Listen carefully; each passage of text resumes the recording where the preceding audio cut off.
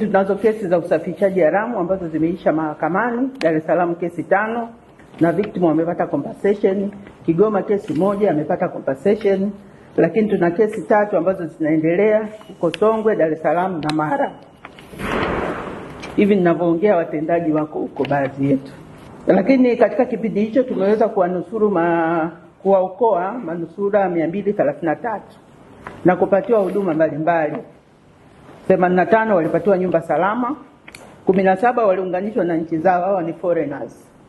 Afrika Kusini 1, Burundi 6, Indonesia 1, Marekani 1 na Rwanda 8.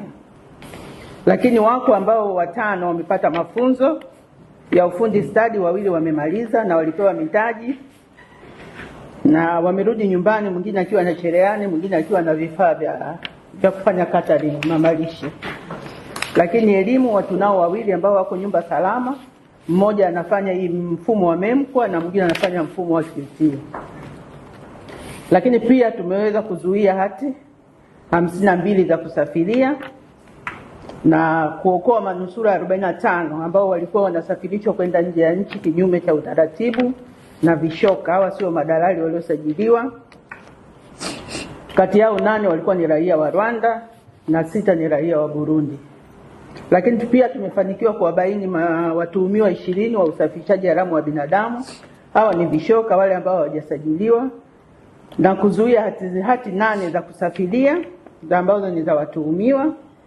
Lakini katika watuhumiwa 20, watuhumiwa 14 tumewakamata na kuwafikisha mahakamani.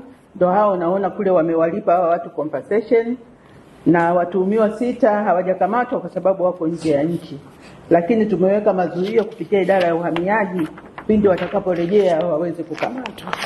Pia tumeweza kubaini na kuvunja mtandao wa wahalifu wanaowasafirisha watoto kutoka mikoa ya Dodoma, Mwanza, Shinyanga, Simiyu, Mara na Tabora kuwaleta Dar es Salaam, au wengine wanawavusha mipaka kuwapeleka Kenya kwa ajili ya kutumikishwa kama ombaomba. Na kwa sasa hivi tuna kesi moja pale Mara ambayo watendaji wamekwenda. Tumeweza kuzuia watoto 8 ambao walikuwa wanapelekwa Kenya kwa ajili ya kufanyishwa ombaomba.